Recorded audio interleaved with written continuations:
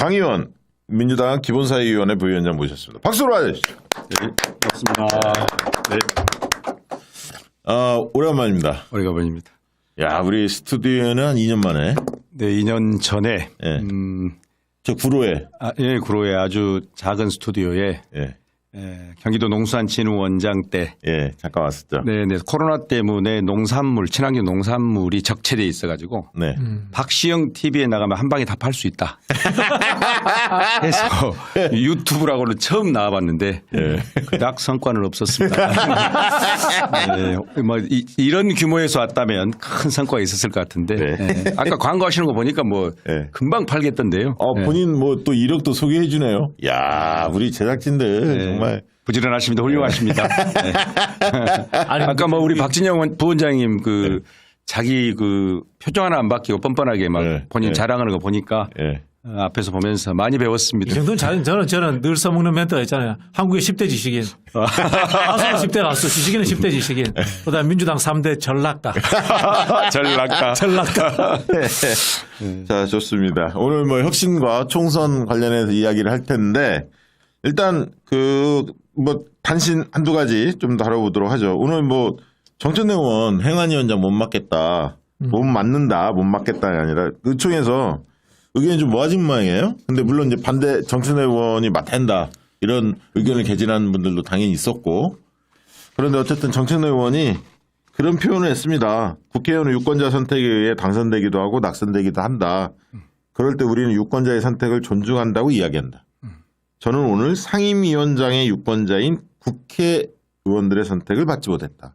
이렇게 해서 담담히 수용하겠다라고 선당우사 정신으로 수용하겠다는 입장을 좀 밝혔습니다. 많은 분들이 정천대 의원이 꼭 해야 한다. 뭐 저도 같은 생각이었지만 어쨌든 이 부분이 이렇게 정리가 돼서 많은 분들이 아쉬워할 것 같은데요. 정천대 의원은 아침에도 통화했거든요. 일찍. 근데 아무튼 이 일로 통화한 건 아니고 당원 소환제 가지고 통화를 좀 했는데 오늘 최고위원회에서 당원 소환제 가지고 말씀하셨죠. 대의원제 관련해서. 그 얘기를 좀 나눴었는데 아무튼 좀 아쉽게 됐습니다. 어쨌든 또 이렇게 결정이 된 만큼 뭐 이 문제 가지고 더 확산하기보다는 힘을 좀 모아서 다른 사안에 또 집중하는 것이 필요하지 않나 저는 뭐 개인적으로 그렇게 생각하고요. 정천대 의원이 그렇게 필요하겠기 때문에 당원들도 좀 많이 열받겠지만 이 부분은 그렇게 좀 정리하는 게 어떨까 싶네요. 그래서 이제 뭐 흔히 말하는 최고위원들이라든가 당직을 주요하게 맡는 인사라든가 장관이라든가 뭐 원내대표 했던 분들은 상임위원장 안 맡는 걸로 그렇게 정리가 된 것 같습니다. 그러면요. 일부 국회의원들이 최고위원 말 잘 들어야 돼요, 평소에. 맞죠. 최고위원 높은 사람이니까 상임위원장 안 준다고 한 거잖아요. 그럼 최고위원 말 잘 들이 왜 안 들어? 그리고 몇몇 의원이 뽑은 사람이 아니잖아요. 최고위원은 그렇죠. 수많은 당원들이 뽑은 사람 아닙니까? 그래서 대의원들하고. 뭐 저는 이제 개인적으로 늘 생각하는데 민주당 잘 되려면 원내대표 없어야 됩니다. 원내 총무를 격화시키고요. 상임위 배분권조차도 당대표와 최고위원회로 가져와야 된다는 게 저는 뭐 지론입니다. 늘 지론인 거고 그래야만이 당원들을 눈치 보는 정당이 되지 의원들 간의 카르텔에 만들어진 반장 같은 요게 지금 이 당을 운영하고 있기 때문에 큰 문제다. 그런 생각이 들고요. 정청래 의원은 아쉽지만 이게 당원들에게 저는 이 계속 안타까움과 동정 여론도 쌓인다고 봅니다. 그러면. 그래서 이제 저 같은 이 강성들이 삼선 이상 의원들 전현 불출마하라라고 제가 난동 부릴 때 정청래 의원님은 거기서 다 자연스럽게 벗어나실 겁니다. 뭐 본인 행동을 또 난동이라고. 뭐 난동이라도 부려야죠. 저는 그럴 생각이 있습니다 지금. 네. 결과적으로는 이게 이 상임위원장 선출 문제가 더 이상 길어지지 않고 안타깝긴 하지만 정청래 우리 최고위원님의 용단 또 당에서 순조롭게 오늘 의총에서 잘 해결된 것이 그나마 다행이라고 생각합니다. 왜냐하면 지금 민주당 혁신이 화두가 되고 있는 마당에 이런 인선 문제로 시간이 더 끌어지면 국민들이 실망도 있기 때문에 어쨌든 오늘 다른 면으로 우리 정청래 의원은 잘 응원하고 이렇게 마무리된 것을 그나마 다행이라고 생각합니다. 박선영 님이 15년 전에 제주에서 강 의원님 강의 들었어요. 완전 짱.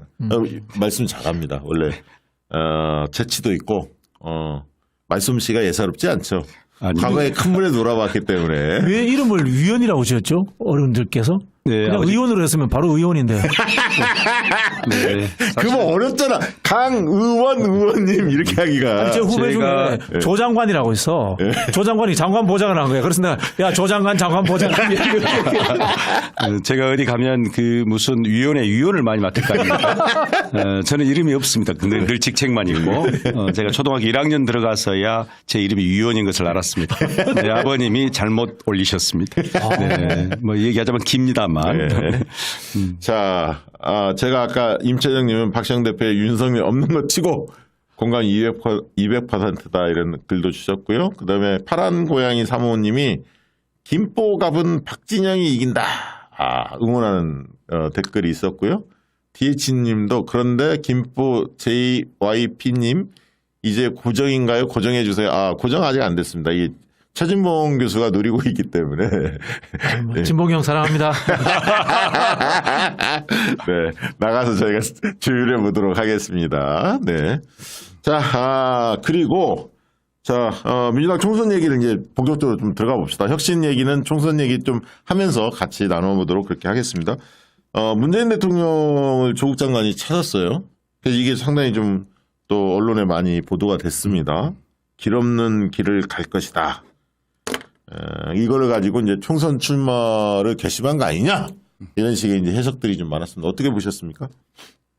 저는 뭐 출마를 결정하지는 않으셨다고 보고요. 열어놨다라고 보는 것이 좋을 것 같아요. 네. 열어놨다는 이야기는 결국은 이겁니다. 윤석열 정부와 맞짱 뜰 수밖에 없는 지금 상황이지 않습니까? 인생 자체가 지금 조국 장관과 윤석열 일당과는 이제 같이 살 수 없는 거예요. 같은 하늘 아래 살 수 없는 거예요. 그런 부분에 있어서 본인이 이기고 지는 문제는 전략적으로 이제 판단하는 겁니다. 총선에 나가는 것이 윤석열 정권을 끄집어내리는데 더 유리한가 아니면 본인이 나가지 않는 것이 더 유리한가 저는 그런 부분으로서 판단하기 위해서 열어놨다라고 보는 것이 맞을 것 같아요. 어떻게 보셨습니까? 저는 이제 조국 장관과 관련된 평가가 굉장히 그 진보 진영 내에서도 양분돼 있었던 것이 사실이잖아요. 그러나 이제 윤석열 정권의 등장 이후에 조국은 물론이고 민주당, 야당, 노동계, 시민사회, 언론까지 탄압을 넘어서 완벽한 지배 작전에 들어갔기 때문에 조국 장관에 대한 재평가 부정적인 규정을 했던 분들도 지금 재평가 단계에 있다. 그리고 조국 장관의 총선 출마와 관련해서는 저는 뭐 참정권에 대한 보장을 해줘야 한다. 그리고 윤석열 정권과의 사실상의 전면전 과정에서 어떻게 당과의 관계에서 조국 장관 카드를 쓸 것인지는 개인을 넘어서서 당적 차원에서 고민할 필요가 있다 이렇게 생각하고 있습니다. 뭐 저도 뭐 그 조 장관님은 좀 가까운 편인데 어쨌든 출마 여부에 대해서는 뭐 연말쯤 되면 그 좀 명확해질 것 같고 그런데 그 출마 여부에 대해서 생각하는 사람들한테 기사를 쓰는 기자들도 마찬가지지만 당신이 조국이라면 어떤 길이 있겠냐 묻고 싶어요. 되묻고 싶어요. 무슨 얘기냐면 조국 장관의 지금 상황이 어떤 상황인지 그리고 남은 앞으로 인생들이 굉장히 많은데 이미 정치 일선에 발을 들여놓은 거고 그리고 우병우까지 나온다고 하지 않습니까? 지금 보면 검찰 독재 정권과 전면전을 지금 벌여야 하는 총선 상황에서 조국 장관이 어떤 선택을 하는 것이 조국 장관을 뭐 지지하는 사람뿐만 아니라 조국 장관의 입장에서 판단했으면 좋겠다는 얘기는 좀 드리고 싶고 저는 뭐 꼭 민주당 후보 아니어도 상관없다고 봅니다. 시민 후보로 가셔도 된다고 봅니다. 저하고 비슷한 생각이십니다. 저는 그렇게 생각하고 그러니까 민주당에 부담을 줄 수도 있기 때문에 그런 당적인 문제는 차후의 문제이다. 그거는 얼마든지 유연하게 대처할 수 있기 때문에 아무튼 이 문제는 연말에 한번 봅시다. 지금까지 이제 앞으로 언급하지 마시고 그건 조국 장관한테 그렇게 그닥 좋은 것 같지는 않고요. 연말에 상황을 보고 조국 장관이 지혜로운 판단을 하실 거다. 자주 보고 있습니다. 저희 방송 늘 보십니다. 저는 뭐 사실 개인적으로 네. 하셨으면 좋겠다라는 생각을 갖고 있습니다. 네. 그 이유는 뭐냐면 조국 장관이 정치 현장 선출직으로 뛰어든다는 이야기는 윤석열 탄핵, 윤석열 감옥 보내자 그걸고 하겠다는 거예요. 네. 그런 부분이기 때문에 저는 개인적으로는 뭐 좋아합니다만은 민주당 전체 전략으로 봤을 때는 다양한 해석이 나올 수 있고 아직 시간이 많기 때문에 네. 박 대표님 말씀처럼 연말까지 한번 경우의 수에 따라서 지켜봐야 될 것 같아요. 네. 저도 뭐 강력히 출마를 권유하는 입장입니다. 개인적으로는. 자, 여론조사 꽃 몇 가지 총선과 관련해서 의미 있는 얘기가 있어서 요걸 좀 짚어드리고 논의를 이어가도록 하겠습니다. 여론조사 꽃 중에 자, 좀 보시면 일단 대의원대 폐지가 먼저 나오지 않나요? 앞에 요게 먼저 나왔군요. 아, 뒤에 있어요? 그럼 이거 먼저 할게요. 알겠습니다. 이거는 계속 지지 의향이라고 일반적으로 하죠. 지지하는 정당을 계속 지지하겠느냐라고 물었을 때 지금 보면 ARS 조사로는 79.5가 나왔는데 실제로는 저거는 지지하는 정당이 없다는 사람까지 합쳤을 때 79.5고 지지하는 정당이 있다는 사람만 놓고 보면 82.9예요. 12.4는 다른 정당으로 바뀔 수도 있다는 이야기고 그만큼 ARS 조사는 정치 고관여층 위주의 응답이기 때문에 정치 고관여층은 많이 결속돼 있다. 양당에. 이렇게 보시면 됩니다. 밑에 전화면접 조사에서는 59.6이 나왔지만 저기는 전화면접 조사는 무당파가 꽤 많기 때문에 저기서도 지지하는 정당이 있다는 사람들만 추려봤을 때는 계속 지지하겠다는 게 74.7, 바뀔 수 있다는 게 23.1 이렇게 조사가 됐습니다. 그러니까 전화면접 조사는 확실히 정치에 관심이 덜한 분들도 많이 응답을 하시기 때문에 ARS 조사하고 다소 차이를 보였다. 이렇게 보시면 될 것 같고 중요한 것은 우측의 전화면접 조사에서 보시면 더불어민주당과 국민의힘을 보면 더불어민주당에서는 26.5가 바뀔 수 있다. 이렇게 응답한 반면에 국민의힘은 15.3입니다.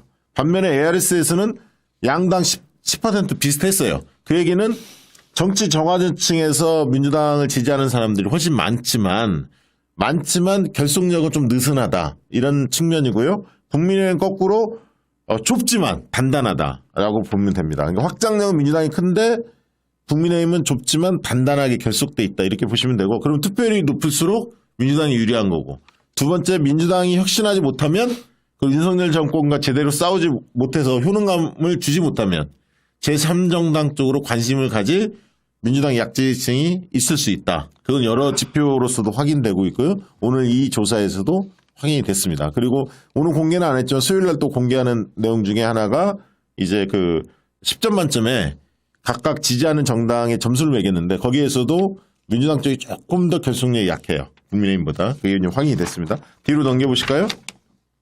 총선 제1당 어느 당이 가장 많은 의석수를 획득해야 한다고 생각하지? 당위성이죠. 명분. 당위성인데 여기서 민주당이 대략 한 10% 내외 9에서 10% 내외 앞서는 것으로 조사됐습니다. ARS에서도 49.3대 국민의힘 38.8 전화면접 조사에서도 40.2에 국민의힘 31.4 서울 경기 인천 경기 다 앞서는데 또 부산 울산 경남 PK 괜찮습니다. 좋습니다. 39.7대 35.2 전화면접 조사 그리고 근데 ARS 조사에서는 부산 경남이 지죠. 36.2대 49.2 그렇지만 그 전반적으로 봤을 때 민주당이 대부분 지역에서 해볼 만한 싸움, 특히 이제 충청권을 조금 신경을 써야 돼요. 제가 계속 얘기합니다만 충청권이 무주공산인데 조금 밀리고 있다는 측면이 여러 가지로 나오고 있습니다. 뒤에 넘겨보시겠습니다. 비토 정당이 어디냐? 그러니까 가장 의석수를 획득해서는 안 되는 정당, 마음에 안 드는 정당이 어디냐 했을 때 국민의힘이 40.9로 제일 높고 더불어민주당이 25.4. 특히 이제 중도층을 보면 국민의힘이라고 응답한 사람들이 무려 46.7. 근데 민주당이라고 얘기하는 사람은 18.3에 불과했기 때문에 큰 차이가 나오고 있다. 중도층에서 국민의힘을 그만큼 중도층이 싫어한다. 이게 좀 확인이 됐습니다. 그리고 20대 남성과 여성 간에 좀 더 차이가 있고요. 그것도 보여지고요. 자, 이런 조사 결과들이 있었다라는 걸 알려드리고요.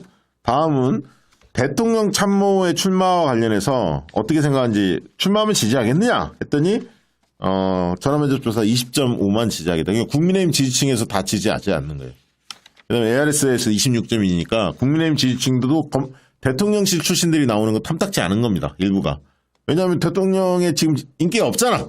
그럼 대통령실 참모들이 뭐 직원도 하고 이래야 하는데 아무 존재감이 없거든. 그러니까 이 사람들 나와봤자 국민의힘이 도움 안 된다 이렇게 판단하는 겁니다.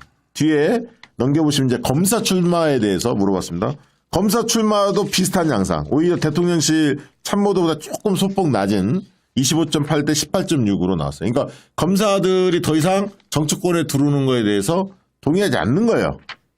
동의하지 않는 겁니다. 그래서 이제 그만 나오라는 얘기고, 다만 한동훈과 관련해서는 좀 태도가 다릅니다. 한동훈에 대해서는 도움될 거다, 도움되지 않을 거다라는 게 ARS 조사는 팽팽했고요. 46.8 대 45.0. 전화면접 조사에서는 도움되지 않을 거라는 게 49.5, 도움될 거라는 게 40.4로 도움 안 된다는 게 높은데, 중요한 건 진보층에서 말이죠. ARS 조사에 보면 도움 될 것이라는 게 37로 꽤 제법 높습니다. 이 얘기는 엿먹어라.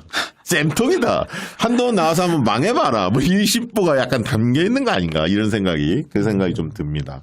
그래서 이거는 뭐 그런 의미가 좀 있다. 왜냐하면 한동훈이 나오면 어쨌든 총선 간판으로 보여질 거고 한동훈 선거가 될 수도 있는데, 이 부분에 대해서 진보층에서 나쁘지 않아, 괜찮아, 이렇게 보시는 것 같고요. 대의원제 폐지 관련해서 올려주십시오. 마지막으로. 이 조사는 민주당 지지층만을 대상으로 조사한 겁니다. 오늘 정청래 의원께서 최고위원 회의에서 이 조사 결과를 인용해서 발언을 하셨습니다. 대의원제 폐지에 대해서 45.4가 완전 폐지해야 한다.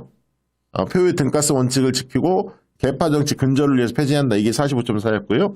두 번째는 대의원 지금 반영 비중이 30%지 않습니까? 이거를 지금보다 줄이되 뭐 20%는 10% 줄이되 대의원제는 존속해야 한다는 게 28.1, 그리고 지금처럼 유지한다는 건 11.2. 그래서 합쳐서 73%는 뭔가 손을 봐야 한다. 지금 그대로 나서는 안 된다라고 다수가 민주당 지지층들이 판단하고 있다.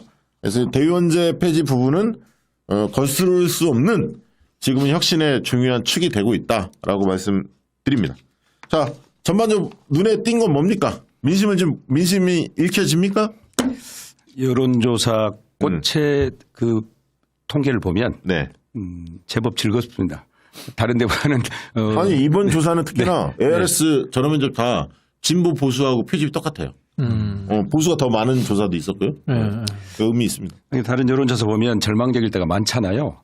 민심과 동떨어진 여론조사를 보면서 믿지 마. 믿지 보지도 마요. 마. 그래요. 그런데 제일 재밌는 게 이제 아까 분석하셨던 한동훈에 대한 진보층 입장. 그렇게 분석해도 정확합니까? 네, 저는 한동훈이 만약에 강남권에 나오면 그건 국민의힘한테 악재일 거라고 봅니다. 만약에 한동훈이 뭐 강북 지역에 출마한다든가 승부수를 띄운다 이러면 또 이렇게 화제가 될 수 있거든요. 근데 텃밭에 간다 국민의힘? 지금 그럴 것 같잖아요. 지금 보면 그거는 악재죠. 대의원제 폐지와 관련해서도 지금 이게 꽃에서는 첫 조사인가요? 대의원제 폐지는 첫 조사입니다. 아, 그래요? 예. 왜냐하면 이건 일반 국민을 물으면 잘 모르기 때문에 민주당 지지층만을 대상으로 물은 거죠. 그렇죠. 사실 뭐 이제 중진 의원이 지금 뭐 대의원제가 폐지가 뭐 중요해 이런 이야기 했잖아요. 네. 그렇습니다. 안 중요하면 그냥 폐지하면 되잖아. 안 중요한데 그걸 그렇게 죽기 살기로 반대해요. 네. 그리고 이제 문제는 뭐냐면 대의원제라는 중요치 않은 것을 가지고 사수해야 될 것처럼 해서 당원 민주주의를 가로막으려고 하고 있고 거기에 대해서 저항하는 분들이 윤석열 정부와 싸우지 않고 내부 총질들만 하고 있기 때문에 대의원제가 굉장히 중요한 것처럼 우리가 이슈에 뾰족한 이슈가 되어 있는 거예요. 뾰족한 이슈가 되어 있을 때는 아무리 사소한 거라도 이겨야 됩니다. 야, 나 대의원제 폐지 가지고 혁신위에서 제일 첫 번째 의제가 저거였거든. 혁신위에서 첫 번째 논의한 게 뒷목 잡았잖아요. 제가 폐지 강력하게 주장했는데 막 별 얘기 다 들리더라고. 열이 받아갖고, 씨발, 저 인간 옛날에 개혁적 목소리 낸 인간인데, 대의원제 폐지 관련 입장이 다르더라고요. 막 싸우고. 그래서 나중에 혈압이 올라가고 그때 쓰러질 뻔했다니까, 진짜로. 뭐 간단합니다. 대통령을 뽑는데 국회의원들 300명이 뽑는 거 50% 주고 국민들이 뽑는 거 50% 주면 이게 말이 됩니까? 이게 이제 저는 이제 이 제도 설계하는 사람으로서 간선제와 직선제가 같은 층에 있는 것 자체가 앞뒤가 말이 안 맞아요. 아니야, 안 맞지. 예를 들자면은 100번 양보해가지고 자 중앙위원회 없애고 중앙위원회 하는 그 자리에 대의원들이 간선으로 한번 걸르고 올라오면 이제 당원들끼리 100% 하고 이러면 말이라도 맞아요. 근데 같이 섞여 있다는 것 자체가 앞뒤가 전혀 안 맞다라는 말씀을 드리고 싶고요. 지금 이제 민주당 룰이 사실 농털인 게 저도 잘 몰라요. 복잡해가지고. 복잡해, 너. 우리 룰을 만들 때 세 가지 법칙이 있습니다. 심플해라.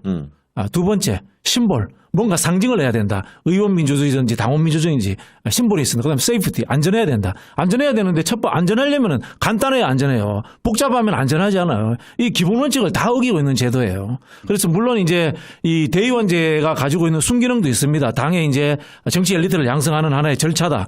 그러면은 그냥 절차와 형식으로 놔두면 돼요. 대신 전당대회라든가 선출 구조에서는 대의원제를 적용 안 하면 됩니다. 맞아요. 그 얘기예요. 지금 왜냐하면 정답법상 대의원제를 2개 돼 있거든요. 정답법을 개선하지 않는 이상은. 그리고 국민의힘처럼 대의원은 이때 맞아요. 전당대회나 당권 뭐 관련해서는 표의 등가성으로 똑같이 당원으로 한 표 행사할 수 있도록 하면 되는 겁니다. 그러니까 대의원제 제도 자체에 대한 존치냐 폐지냐 이건 좀 이견이 있는 것 같아요. 다만 제가 생각할 때는 현재 대의원을 뽑는 어떤 봉건적 패습 지역위원장이 독점하고 지배하는 구조 그렇죠. 그리고 표의 등가성 없이 차등 의결권을 인정하는 것. 저는 이런 이 구조 자체를 개선하지 않으면 현재 대의원제로는 당의 혁신을 아래로부터의 민주주의 즉 당원의 집단 의사가 제대로 대변될 수 없는 구조다. 맞습니다. 이런 면에서는 폐지가 정답입니다. 저기 우리 박진영 부원장 생각에 동의하는 게 이게 사실은 의원민주주의 얘기하자면 이게 원래 열린우리당 맞아요. 그 3대 개혁 입법, 4대 개혁법 있죠. 4대 개혁법 추진하는 과정에서 마찰이 크다 보니까 그 다음에 원내정당을 정책정당 원내정당 표방하면서 의원민주주의 쪽 확 들어갔거든. 여의도 안으로. 그러면서 그 전에 열린우리당 만들 때 상향식 민주주의가 있었어요. 당원들이 막 스스로 손들고 대의원 몇 명이서 되겠다 서명 해서 받아 와야 되고 정견 발표도 하고 막 이랬거든. 그 밑에 쫙 그 정치개혁에 대한 열망 그리고 시민 참여 그다음에 당원들의 참여 이 부분을 문을 확 열어놨다가 갑자기 문을 확 닫아버린 거야. 그리고 의원들끼리 하는 정당의 구조로 완전히 가버렸고 그게 벌써 한 20년 흐른 겁니다 지금. 그거를 역사적으로 그 폐해를 모르면 사람들이 왜 갑자기 의원들은 그럴까? 왜 갑자기 요즘에 당원들이 왜 그래? 근데 이거는 2010년 이후로 쭉 당원들이 그걸 계속 요구해 왔는데 막은 거예요 사실. 그러다가 낙곰수나 이런 팟캐스트가 터졌고 유튜브가 터지고 SNS가 되면서 당원들이 직접적 참여하려고 하고 그걸 영리하게 집단 지성을 활용했던 정치인이 이재명이었고 이렇게 하면서 새롭게 부각이 됐고 요즘에 당원들은 다 옛날에 동원된 당원이 아니니까 1,000원씩 10,000원씩 내면서 내가 왜 목소리 못 내냐 돈 내고 우리 정당인데 우리 내 정당인데. 그 시절을 겪었으니까 이제 사실 그 전에 이걸 시험적으로 한 사람이 이제 유시민 장관이었지. 그렇죠. 유시민 개혁당. 장관이었지. 그 이렇게 생각하시면 돼요. 지금의 의원 중심 정당이 왜 됐냐면은 그 전에는 제왕적 총재 정당이었거든. YSDJ가 의원들을 막 휘둘렀거든.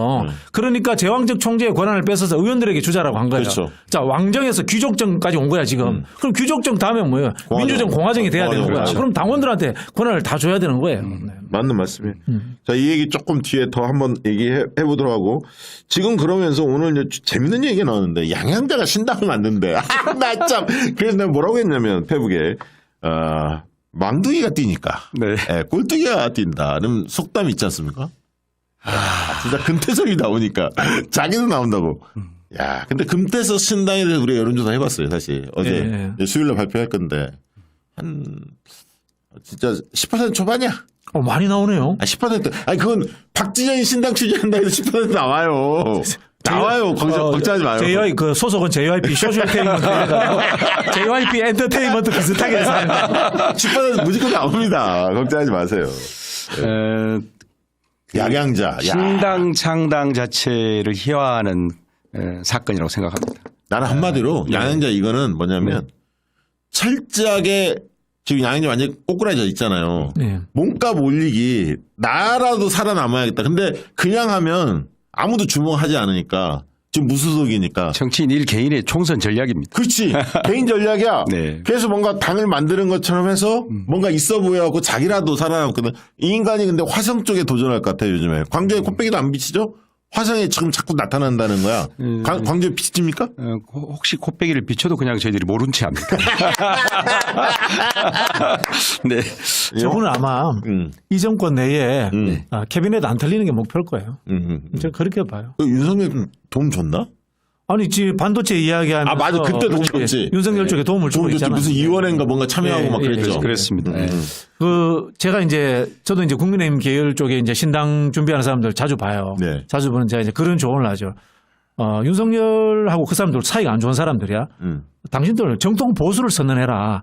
중도 영역이 지금 없다. 룸이 비어 있지 않다. 그렇게 이야기를 하거든. 그럼 뭐 무슨 이야기냐 그러면은 당신들이 정통 보수고 윤석열과 그의 일당들은 그냥 한편의 해프닝 같은 거다. 그냥 이 상식과 이 어떤 뭐라고 합니까? 기본적인 정당 구조에 존재해서는 안 될 사람들이다. 이렇게 몰아붙이면 당신들한테 자리가 생긴다. 그렇지. 네, 이런 이야기를 하거든요. 아마 이 중도 신당을 생각하는 사람들이 있을 거예요. 그런데 저기 제가 봤을 때는 뭐 김종인, 금태섭 거기에다가 뭐 장혜영 등등등 탈이념 제3시대 정당 뭐 이런 이야기 할 거야. 뻔해. 무슨 단어 선언까지는 예측이 다 되는데 많이 만드세요. 아무 의미 많이 없어요. 만드세요. 만드는 거 좋아. 우리는 환영해. 네, 맞습니다. 정당도 많이 만들어져. 네. 예.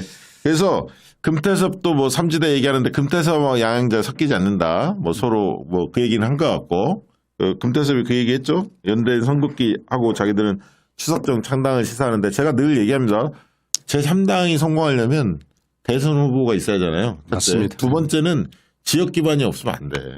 국민의당도 늘 얘기합니다. 호남이 받쳐졌기 때문에 그 탄력이 붙은 거지. 안철수가 호남 없이 무슨 수도권에서 뭔 힘을 발휘합니까? 근데 역설적으로 재밌는 것은 국민의당이 뜨면서 영남에서 민주당이 선전을 한 거예요. 왜냐하면 호남 정당을 국민의당으로 생각했기 때문에 왜 여론조사 돌려보면 호남에서 국민의당이 앞선다는 조사 결과 계속 발표가 됐기 때문에 오히려 영남에서는 민주당 간판으로 괜찮은 인물들이 많이 당선이 된 겁니다. 그래서 참 선거라는 게 그래서 묘한 거예요. 묘한 거고 저는 늘 얘기합니다만 영남을 굉장히 심혈을 기울여야지만 그 못지않게 충청이 늘 중요하다는 얘기하고 제가 충청을 몇 번 강조했더니 실제 전화가 왔어. 대표님 저 출마할까 말까 늘 고민했는데 대표님 이야기 듣고 용기를 냅니다. 충청도에 도전할게요. 이렇게 연락이 와서 너무 반갑더라고요 사실. 누가 그렇게 연락이 왔습니까? 그러니까 얘기해 줄게요. 진짜 이 사람아. 네.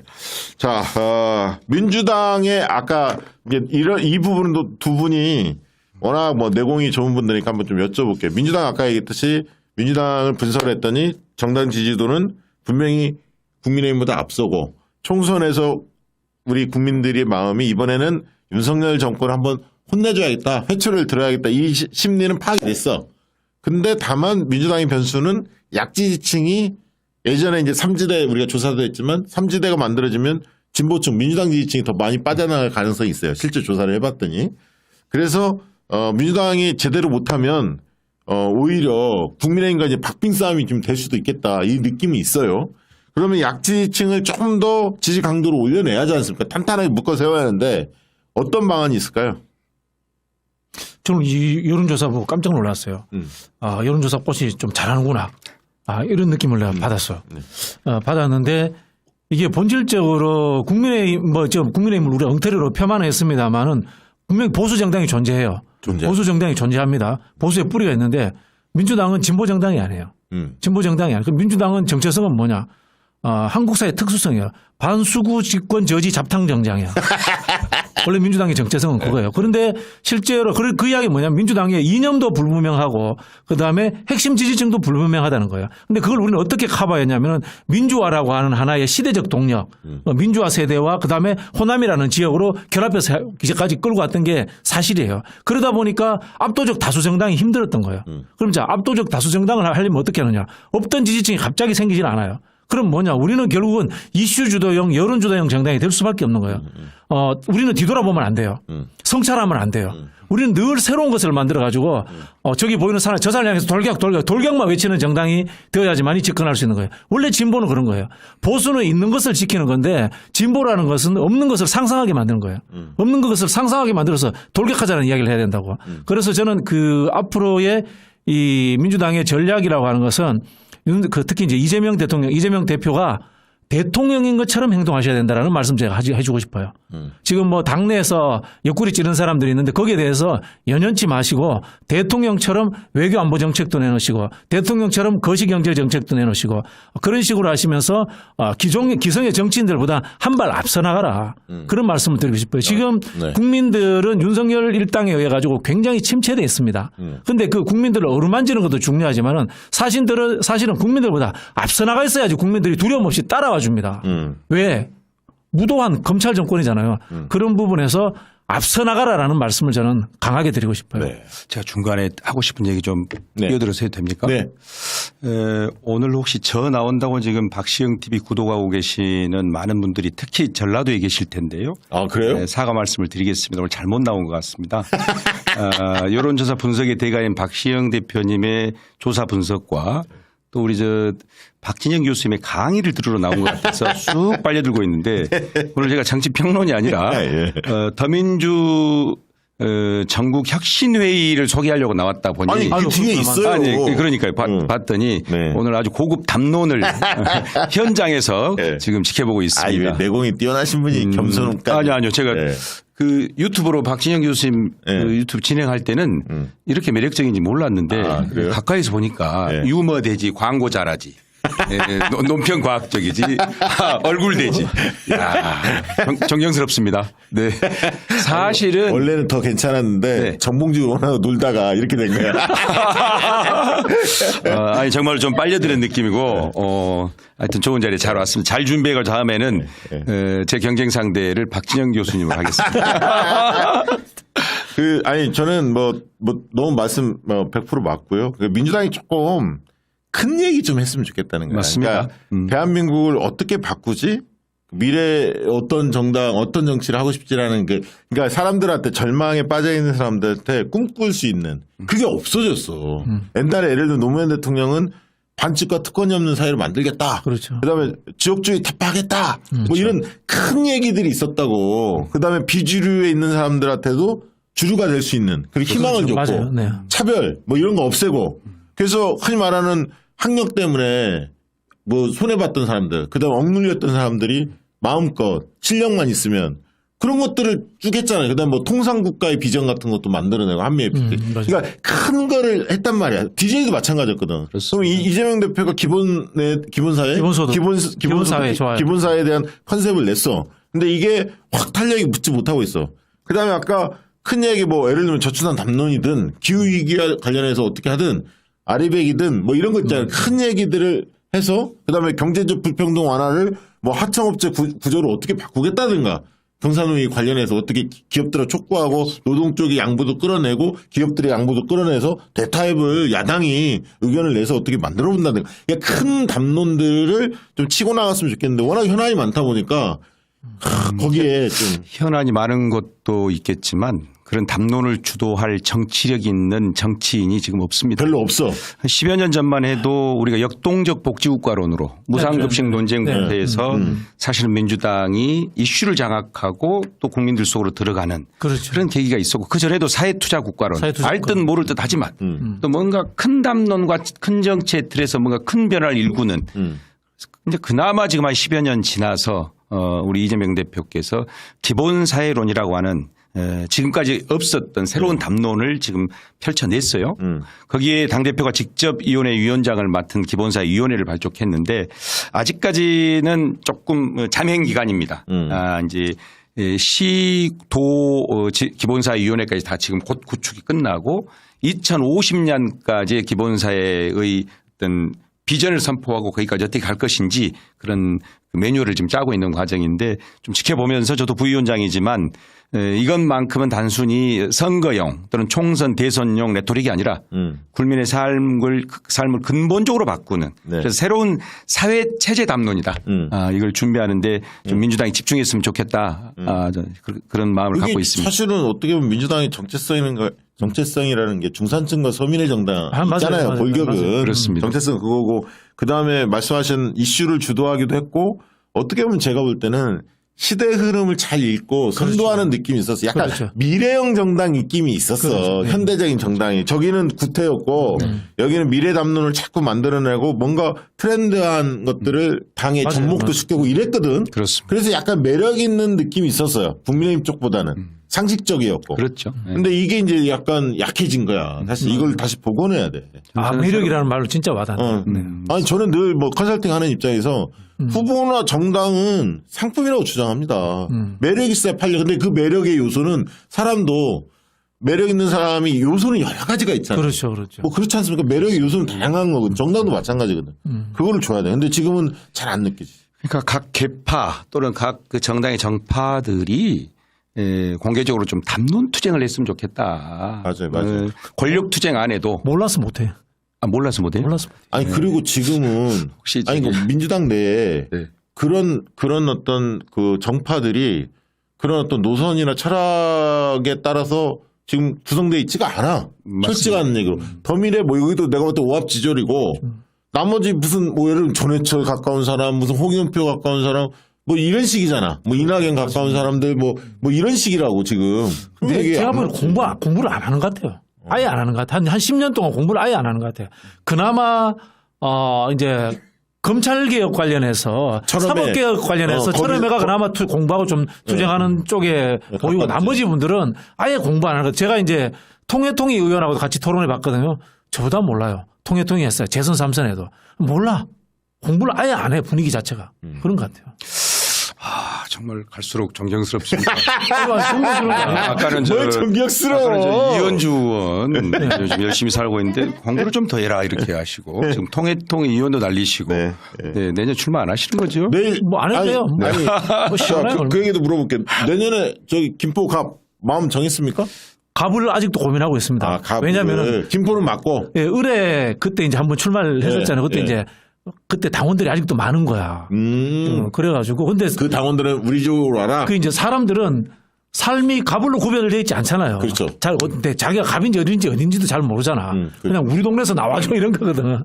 그래서 좀 고민을 하고 있습니다. 저런 자신감 아주 부럽습니다. 갑으로 나가나 을로 나가나 만만하다 이런 얘기죠. 강의원 부위원장께서도 광주에서는 뭐 워낙 유명한 분인데 지역을 정하셨습니까? 정했는데 발표를 못 하는 겁니까? 정했습니다. 정했습니까? 네. 언제 발표 예정? 오늘 발표합니까? 지역사회에서는 아름아름은 알고 있는데요. 네. 뭐 기자 간담회라든지 어떤 언론 인터뷰를 통해서 공식적으로 밝히지는 아직 못했습니다. 아, 그리고 그렇군요. 아주 가까운 지인들에도 아직 전화도 제대로 못 드리고 있는데. 원래 이럴 때 여기서 치고 나가는 거예요. 네, 그렇게. 뭐. 네, 어디예요? 네네. 광주 정치의 중심. 네. 광주 정치의 1번지. 1번지 어디예요? 서구입니다. 서구죠. 네. 서구가 가불이 있지 않나요? 가불이 양양자하고 똑같습니다. 송갑석 두 개 있는 거 아니야? 네, 맞죠? 이제 양양자 의원은 이미 이제 무소속이기 때문에 뭐 하여튼 곱빼기를 보여도 안 보는 관계이기 때문에 무시하고요. 그러니까 송갑석 의원 지역에 도전한다는 거죠? 네, 서구갑 송갑석 의원 지역에 지금 마음을 두고 이미 출발을 했습니다. 야, 어찌다. 야, 싸움 재밌겠다.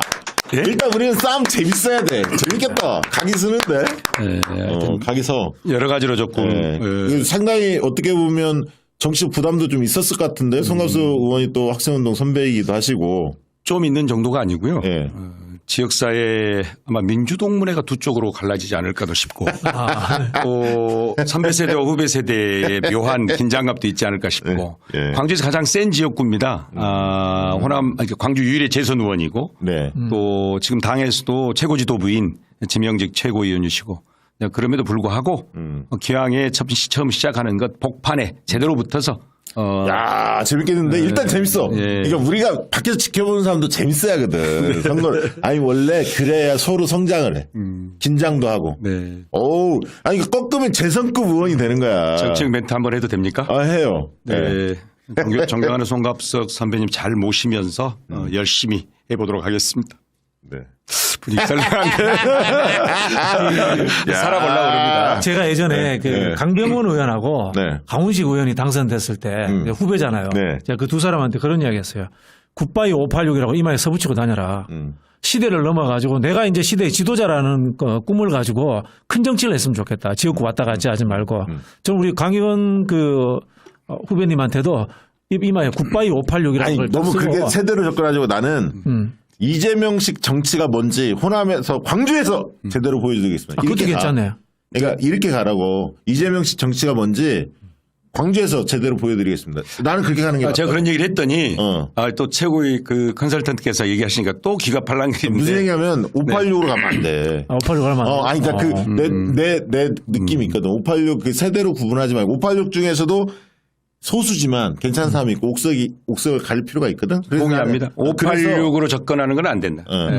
이재명식 정치가 뭔지 광주 시민들에게 제대로 저 강 의원이 보여드리겠습니다. 딱 붙어. 제대로 붙어. 이렇게 말씀하시는 분도 계시고 동시에 강 의원이 이재명의 측근인 것은 다 아는 주지의 사실이니 강연의 정치가 무엇인가 비전을 먼저 보여라. 아니? 그리고 거기에 그 동의 안 되네. 아닙니까? 아니야.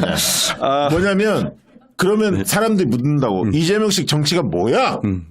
그러면서 이재명식 정치를 본인 나름대로 해석을 해서 딱 이야기하고 호남의 변화는 그것으로부터 시작된다. 자, 구독자한테 한마디 해도 됩니까? 하세요. 저한테 이재명 발의하지 말라고 가르쳤던 선배들 박지영 대표 얘기 들으라고요. 네, 그래도- 내가 분명히 얘기했잖아. 이재명과 함께 나라를 바로 세우겠다고 했더니 이재명 발의하지 말라고 네 정치 얘기하라고 아무것도 없다 하잖아 지금 박지영 교수님이. 아이, 참. 운동권 대결이라고 얘기하지 마세요. 저는 전문가야. 그래서 어쨌든 저는 뭐 대단할 줄 알아요. 저도 이재명과 함께 붙일 거예요. 예. 아니 그렇게 가야 돼. 왜냐하면 그러니까 사람들이 이재명 대표가 사실은 지금 가지고 있는 그 자질, 재능 이런 거를 100% 지금 펼치지 못하고 있거든요. 저는 어떻게 생각하냐면 왼팔 오른팔 중에 한 팔만 쓰고 있다고 보는 거야. 왜? 맞아요. 재판이나 이거 두드려 맞아갖고 이쪽을 다 활용을 못하고 있어. 그런데 강 의원께서는 부위원장께서는 옆에서 오랫동안 지켜보시고 함께 했잖아요. 제가 다른 유튜브 방송 가서 사실은 제 개인의 얘기는 별 의미가 없었고 어느 날부터 꼭 해보고 싶은 얘기가 있는데 그걸 좀 초대해서 저를 제 얘기를 들어본다 해서 가서 했던 얘기가 옆에서 본 이재명의 리더십이었습니다. 알려지지 않은 리더십이 너무나 많습니다. 저는 누군가 선배나 뭐 이론가를 신앙화하거나 누구에게 쭉 빠져본 적이 없는데 경기도 가서 첫 회의부터 마지막 나오는 날까지 우리 대표가 너무나 악마화되어 있다. 눈물의 지도자 이재명, 민주주의자 이재명, 그다음에 가난과 고난의 현장을 흐른 현장형 리더 이재명, 갈등을 회피하지 않고 갈등 현장의 복판에 자기를 던지는 직면의 정치인 이재명. 언젠가 제가 박시영 TV에서 그 주제로 말씀하셨어요. 네, 하면 꼭 좀 다시 한번 이재명 대표 리더십과 관련해서 한번 얘기해보고 싶습니다. 그러니까 다시 한번 설명할게요. 그러니까 이재명이 네. 꿈꾸는 대동세상. 광주에서 시작됩니다. 제가 그렇게 썼거든요. 억강무역 대동세상. 이재명과 함께 꿈꾸는 큰 정치. 서구 정치 1번지에서 뭔가 해보고 싶다 했더니 안 된다 하더라고요. 그 선배들하고 친하게 지내지만 그래도 컨설팅하면 그분들 제가 볼 때 그분들 제가 볼 때 정치도 못할 뿐만 아니라 다 떨어진 사람. 저는 사실 제가 광주에 송갑석하고 경선 한번 붙어볼까 이런 고민을 했었거든요. 강 의원 후배님께 양보한데 양보하시죠. 네. 네. 저는 절대 김포로 가지 않겠습니다. 자, 오늘 저 박진영 부원장께서는 또 이제 YTN 이동형 TV. 이동형 TV 이동형 TV 또 방송이 있다고 해서 뭘 거기까지 가 여기서 해 도움도 안 되는 뭐 쓸데없는 데 가고 그래. 먹고 살아야 돼. 거기 간다고 그래서 잠깐 광고 보고 저 혁신기구 혁신위에 대해서 이제 워낙 말들이 많으니까 그 얘기 좀 해야 하는데 일단 광고하기 전에 그 얘기만 하나 해요. 일단 다른 사람의 얘기보다는 그 민주당 혁신행동이 뭐고 어떻게 활동하려고 하는지 그 얘기는 좀 하나 하고 쉽게 가시죠. 말하면 이제 우리 강 의원 그 총장님이 하고 계시는 혁신 회의에 다 들어가 있습니다. 저희가 다 들어가 있는데 급수통합했습니다. 저희는 그 국회에서 20분 거리 내에 다 삽니다. 그래서 신호 때리면 바로 와서 기자회견 할 수 있는 사람들입니다. 쉽게 그러니까 말하면 혁신에 대한 이슈를 늘 주도하고 발표하는 국회 정론관에서 늘 몇 번 봤어요. 그러니까 이제 그 혁신회의는 숫자도 많고 그다음에 좀 전국 조직이기 때문에 모이기 쉽지 않은데 저희는 10명 내외고 기동대. 한 제일 가까운 사람은 5분 내에 있습니다. 아니 그러니까 여기가 항공모함이면 여긴 기동대. 기동대. 예. 그렇게 하시면 됩니다. 그렇게 역할 분담 된다. 자, 고맙습니다. 네, 민주진영 JYP 구독 많이 부탁드리겠습니다. 네. 박진영 출연에 가장 긴장하는 최진봉 교수님 얼굴이 떠오르는데 네. 나가서 저희 제작진하고 잠깐 얘기하시고 가시죠. 알겠습니다. 고맙습니다. 김봉영하고 전화하겠습니다. 지금 잠깐 갑자기 채널 보시는 분도 있는데요. 민주당의 기본사회위원회 부위원장이시고 지금 더민주 전국 혁신회의 사무총장을 맡고 있는 이재명 대표와 오랫동안 정치를 함께해왔던 강이원 부위원장입니다. 위원입니다. 위원. 위원회 할 때 위원. 위원. 송갑석 의원과 한판 붙겠다. 오늘 처음으로 공개적으로 선언했습니다. 그러다 보니까 급상승, 이미지, 그리고 관심. 지금 응원하는 글들이 엄청 넘쳐나고 있는데, 더민주 전국혁신회의, 얼마 전에 출범했지 했죠. 네. 발대식 저희가 갔다 왔는데 사무총장 계시니까 또 이제 그 내부 사정을 잘 알 것 같은데 소개를 좀 해주시죠. 어떤 기구인지 어떤 활동을 하려고 모인 단체인지. 오늘 사실 우리 더민주정부 혁신회의를 잘 알리기 위해서 네. 이 구독자가 지금 40만이 넘는 네. 곧 100만을 향해 돌진하는 아직 멀었습니다. 배고픕니다. 그분들 말이죠. 혁신회의 박시영 TV 다 구독해달라고. 네, 그날 우리 박시영 TV 네. 또 박 대표님 직접 오셔가지고 네. 아주 박수를 많이 받으셨는데요. 더민주정 전국혁신회의의 그 줄임말이 더 혁신회의입니다. 더 혁신회의. 네, 편하게 더 혁신회의. 민주당의 혁신을 의원들 원내에 맡겨서는 제대로 될 수 없다. 네. 믿지 못한다. 그리고 대표의 리더십만으로 혁신을 완성하라고 외롭게 두지 않겠다. 적어도 당 안팎에서 혁신과 관련된 혁신의 에너지를 집결시켜서 이번에야말로 혁신이 용두삼이 되지 않고 민주당의 켜켜이 쌓인 모든 혁신적 과제를 네. 한꺼번에 해결하자 해서 모인 이 정치운동 어떤 혁신 어떤 결사체입니다. 네. 지금 일단 준비위원 대략 100명. 네. 그래서 우리는 상임 운영위원이라 했고요. 네. 그다음에 지역에서 지금 모으고 있는 네. 대략 1000여 명의 실제 지역에서 활동할 운영위원. 네. 그리고 1차 과제가 1만 혁신위원을 모집하는 겁니다. 네. 그래서 어떻게 참여할 수 있습니까? 그러면 일반 당원들 중에. 지금 운영위원은 상임 운영위원들이 이제 모집 쭉 하고 있고요. 예. 일반 당원과 또 혁신에 동참하는 시민사회 또 직접 당원은 아니라 할지라도 이게 동의하는 분들까지 네, 예. 그래서 새로운 플랫폼을 구축 중에 있습니다. 온라인상에 가입할 네네. 수 있도록. 그렇습니다. 언제 오픈 예정입니까? 지금 준비하면 아마 주말경에 이번 오픈이 주에? 가능할 것 같습니다. 그렇군요. 그래서 저희가 조직 내에 지금 1처 6단 네. 사무처 하나에 6개 단을 만들었어요. 네. 뭐 강령단, 조직단, 뭐 전략단, 여기에 총선 혁신단 이렇게 해서 쭉 만들어 가지고 좀 준비 또 미디어 소통단까지 네. 공보단은 이미 다 구축했고요. 그래서 장기적인 목표는 1차 대장정 혁신 대장정 기간을 갖자. 회원 가입하고 객이 게 아니라 계속해서 혁신 운동에 동참할 수 있는 네. 그래서 1차 혁신 과제로 7월 말까지 네. 20만 혁신 당원을 신규로 모집하자. 그러면 조직 활동만 하는 겁니까? 아닙니다. 다음 주부터 민주당의 혁신 과제가 무엇인지에 대한 내부 토론. 그다음에 아마 우리가 오늘 또 박시영 TV도 섭외를 해야 되는데요. 네.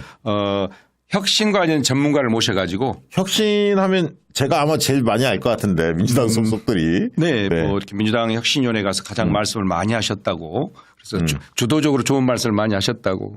네, 하시던데 모셔가지고 네. 우리 혁신위원들도 거기에 동참해서 아래로부터의 혁신의 안들을 계속해서 발표하고 그것이 혁신의 주체가 될 수 있도록 하는 네. 그런 운동을 지금 하고 있습니다. 1차 정치행동 기간 50일, 50일 끝나고 나면 다시 2차 정치행동 기간 그리고 총선용 오늘 제가 어디 가서도 그런 얘기를 했는데 총선용 떴다방 조직이 아닙니다. 2027년 다시 정권을 되찾아올 때까지 전국적으로 세력을 확산하고 깊게 시민 주권자 속으로 들어가는. 그러니까 결국 그 얘기는 민주당을 혁신시켜서 네. 매력 있는 정당으로 만들어야만이 네. 총선 승리뿐만 아니라 대선 승리를 가져올 수 있다. 아마 그날 오셔서 보셨겠지만 저희들 슬로건이 혁신으로 총선 승리, 대단결로 정권 심판. 그렇군요. 그렇습니다. 안으로는 뼈를 깎는 혁신을 통해서 국민적 감동을 주고 우리 박 대표님 말씀처럼 매력 있는 정당으로 급부상하고 밖으로는 싸울 때 싸우고 맞설 때 맞서고 나설 때 나서는 그런 강한 야당으로서 이 진면목을 보여야 한다. 이게 저희 더 혁신 회의의 명분이자 네. 앞으로 우리가 구축해 가야 할 조직의 모토이기도 합니다. 그러니까 제가 그때 보니까 이제 이재명 대표를 위해서 적극적으로 뛰었던 분들이 상당히 주축을 이루고 있고 그다음에 이제 당원 모임들이 다종다양하게 있는데 그런 모임들도 가능하면 참여를 유도한다는 느낌은 좀 받긴 했어요. 저희들이 이제 여러 목적이 있었는데 1차적으로는 대선 때 열심히 뛰었던 분들 있잖아요. 네. 그분들이 지금 이 당 안에서 혁신의 주체가 아니라 객체가 돼서 지역에서 다 떠돌고 있어요. 대선 때는 열심히 대선 패배 이후에 눈물의 1년을 보내다가 그렇죠. 이제 다시 총선이 다가와서 민주당을 이대로 둘 수 없다 하는데 참여할 수 있는 기회가 없어요. 그렇죠. 대체로 의사독점을 의원들이 하고 있기 때문에 맞습니다. 네. 그래서 그분들의 저작거리에서 열심히 어떤 정권을 새로 가져오기 위해서 노력하는 그런 분들이 1차 대상이었고요. 네. 물론 그러다 보니 열심히 하는 사람일수록 시민의 지지를 받아서 내년에 총선에 도전자로 돌파하려고 하는 그런 이런 분들이 분들. 아무래도 많을 수밖에 없죠. 그리고 그분들이 더 열정적입니다. 그분들이 또 혁신위원도 모집하고 혁신당원도 모집할 수 있는 왜냐하면 명분이 그분들 있습니다. 같은 경우는 지금 뭐 사활을 걸었죠. 당의 그 공천제도나 이런 부분에서도 그렇습니다. 관심이 많고 아무래도 이제 당원들 많이 만나니까 그렇습니다. 당원들의 뜻을 대변을 해야겠다 네. 이런 어떤 열망들도 큰 것 같고요. 자, 좋습니다. 우리 더민주 혁신회의, 더 혁신회의 응원하는 분들 그리고 광주나 다른 지역에서 송갑석 의원과 맞붙겠다는 이 강의원 부위원장을 응원하는 분들은 슈퍼챗으로 본인의 의지를 1,000원도 좋고 2,000원도 좋고 5,000원도 좋습니다. 특히 광주에서 보고 네. 계시는 저를 응원하는 구독자 한번 여러분 보겠습니다. 이게 몇 명이나 있는지 10명이나 있는지 지금 제가 오면서 20명 되는지 많이 부탁드렸잖아요. 다른 패널 드릴 때는 쏘지 마시고 일거에 한꺼번에 많이 쏘면 안 되니까 조금씩 자주 계속해서 지속적으로 쏴주시기 바랍니다. 한번 보겠습니다. 부탁드립니다. 사무총장의 위력이 얼마나 있는지 예. 광주 시민들의 열망이 얼마나 모아져 있는지 잘 부탁드립니다. 과거 이재명 대표와 함께했던 그 동지들이 얼마나 이 방송을 지금 보고 있는지 한번 보겠습니다. 지금 별로 반응이 없죠. 아니 이 방송을 한 다음에 이게 한 1, 2분 정도 뒤에 이렇게 반영이 돼요. 네. 대개는. 그래서 조금 지켜보시면 돼요. 여러 너무 동지들 실망하지 마시고. 여러 동지들 부탁드립니다. 혹시 유튜브에 그 익숙하지 않은 분들은 예. 한꺼번에 싸가지고 통장 잔고를 제로로 만들어 주시면 제가 자주 여기에 출연해서 네, 네. 소통할 수 있도록 하겠습니다. 네. 자, 혁신위원장 그 임명이 거론이 됩니다. 3명이 뭐 거론이 되는데 저는 뭐 김태일 저 장한대 총장 옛날에 김태일 교수하고는 같이 뭐 시민사회 쪽에서 잠깐 본 적이 있는데 나머지 두 분은 잘 모르는 분이고요. 정근식 서울대 명예교수님, 김은경 한국외대 법학전문대학원 교수 잘 모르는 분인데 어쨌든 세 분이 물망에 오른 것 같아요. 지금 이제 슈퍼챗이 막 올라오고 있습니다. 이야 올라오고 있습니다. 기대하십시오. 10명 될 것 같습니다. 보니까. 네, 제가 조금씩 여러 번 쏘라 했다고 1,000원씩도 쏘시고. 괜찮아요. 네, 저는 네, 네. 괜찮습니다. 1,000원씩 10번, 20번 고맙습니다. 올라오고 있습니다. 네. 저분들 좀 아시는 분들 있습니까? 네, 저는 특히 이제 정근식 그 교수님은 네. 제 모교인 전남대학교 교수님 하시다 서울대로 가셨기 때문에 그러셨군요. 네. 호남 지역사회 원로들과 특히 민주화운동 하셨던 여러 어르신들과도 큰 교감이 있는 분이시고요.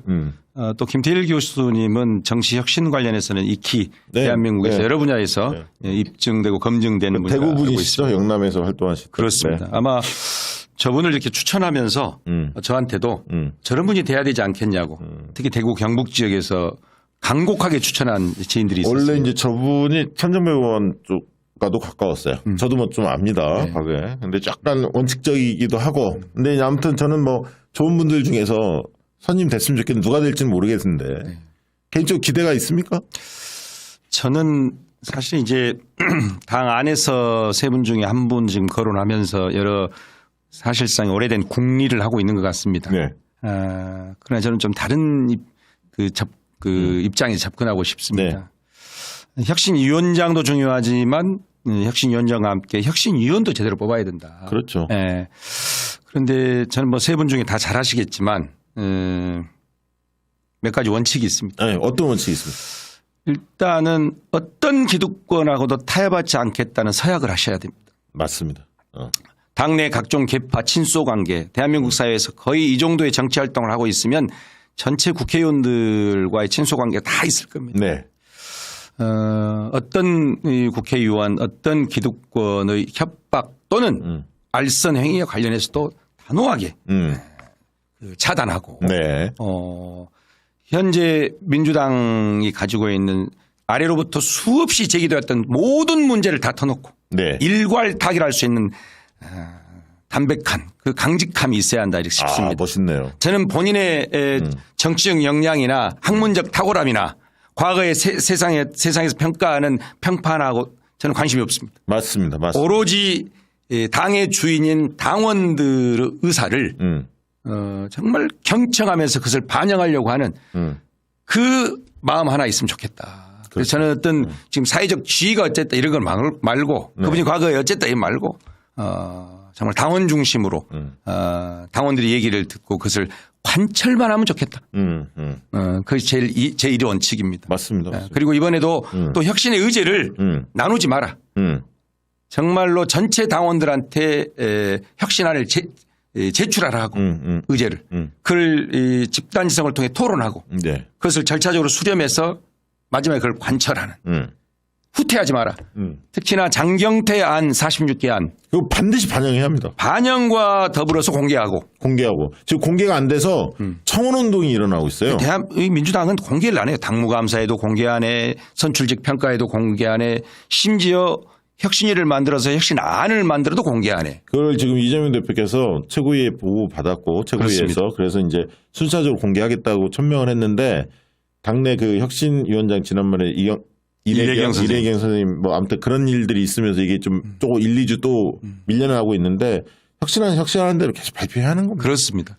정말 이거 중요한 건데. 안이잖아요, 안. 그렇죠. 안이 논쟁이 되게 하고. 그렇죠. 또 거기에 설득이 되게 하고. 그 당시 혁신안은 사실 당원들 뜻을 100% 다 온전히 못 담은 것도 있어요. 왜냐하면 그렇습니다. 정무적 환경이 있었거든. 네. 그래서 이제 혁신을 하되 당내 상황을 고려해서 어느 정도 선까지 이렇게 하자라는 정치적 타협도 조금씩 있었어요. 안마다. 그걸 보면 그 고민의 흔적들이 드러나거든. 다행인 것은 이재명 대표께서 장경태 46개 안에 대해서 이미 충분히 파악하셨고. 네, 파악하셨더라고요. 네, 이 안을 더 섬세하게 역진 불가능한 안이 되게끔. 아, 좋아요, 좋아. 외부의 공격에도 더 섬세하게 대표께서 굉장히 실용주의자잖아요. 그렇죠. 이상적 어떤 담론보다는 실용적으로 구체화할 수 있을 만큼의 아주 섬세한 혁신안으로 보완해서 당내에서 혁신위원회가 그런 역할을 했으면 좋겠고 네. 당 밖에서는 우리 더 혁신회의가 혁신회의가 흔들림 없이 나아갈 수 있도록 뒤에서 응원하고 지지하고 잘못되면 혁신위원장은 물론이고 혁신위원까지 교체하라고 이대로는 안 된다. 이게 마지막 기회다. 총선용 말고 다시 20년 미래를 보고 네. 정당 혁신의 돌파구를 이번에 열어줬으면 좋겠다. 저도 네. 열린 우리당을 만들 때는 정당 혁신에 대한 관심도 높았고 열정이 있었어요. 진짜 좋은 정당 한번 만들어보자. 이 마음이 있었거든요. 근데 그 마음이 많이 없어 있어 사실은. 해도 안 되니까. 그렇죠. 근데 지금이 진짜 이재명 대표 있을 때 그렇죠. 지금이 위기가 기회입니다. 네. 지금 어렵잖아요. 근데 이걸 왜냐하면 혁신이 성공하려면 당내 구성원들이 절박할 때 혁신이 됩니다. 근데 그 절박함은 당 지도부나 의원들이 먼저 절박함을 느껴야 돼. 이대로는 총선 어렵다. 쉽지 않다. 네. 이 절박감이 있어야 하고 그다음에 혁신의 주체가 누구냐?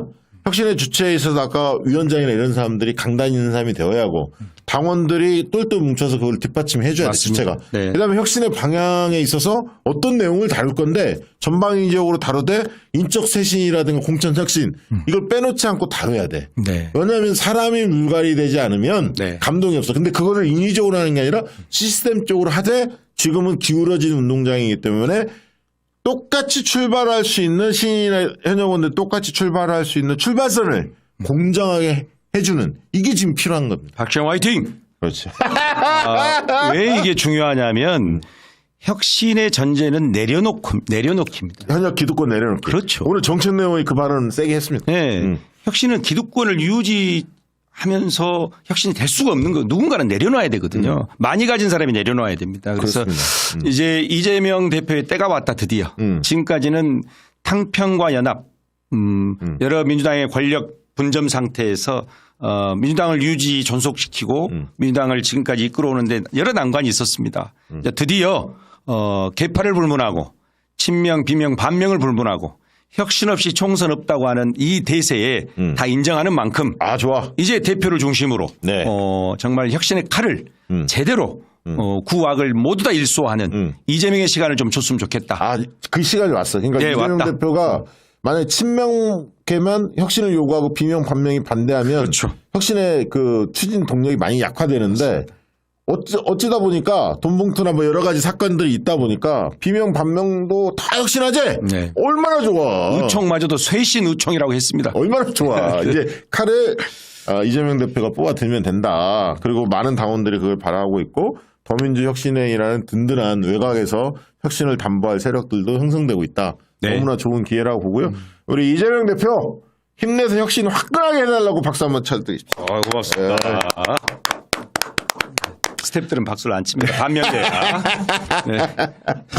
자, 오늘 또 양문석, 우리 또, 양문석 전, 통영고성 위원장이었죠. 양문석 선수가 글을 또 올렸어요. 근데 그 전에 이제 아픈 얘기가 좀 있었습니다. 엊그제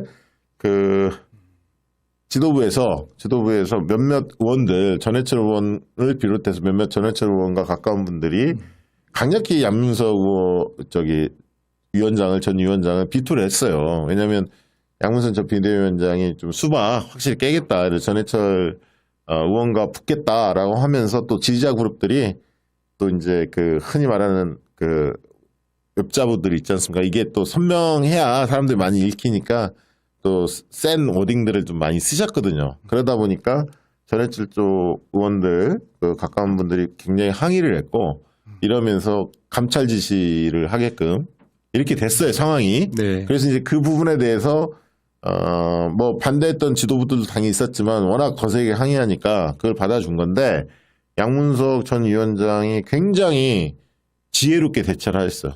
감찰 나 받겠다. 감찰 내 받을 텐데 그러면 당신들은 어떻게 할 거냐라고 딱 얘기하면서 자기가 뭐라고 했냐면 나는 이재명 대표하고 밥 한 번 먹은 적이 없다. 그러면서 나는 이 친명계라고 부르지 마라. 이 얘기를 먼저 했어. 나는 개딸이라고 불러라. 이 얘기를 먼저 딱 하고 나는 개딸이다. 당신들이 얘기한 정치 훌리건이다. 라고 얘기했고 친명계 아니다. 뭐 노선 그런 건 떠나서 내가 뭐 이재명 대표하고 사적인 만남을 가진 적이 없다. 이렇게 먼저 이야기를 하시면서 어떤 징계라도 기꺼이 수용하려 한다. 다만 이 얘기를 했어. 당원들을 악성 팬덤, 정치 훌리건, 1,000원짜리 당원, 개딸 손절 운운하며 모욕하고 조롱하고 멸시한 국회의원들도 감찰 대상에 하지 않겠냐.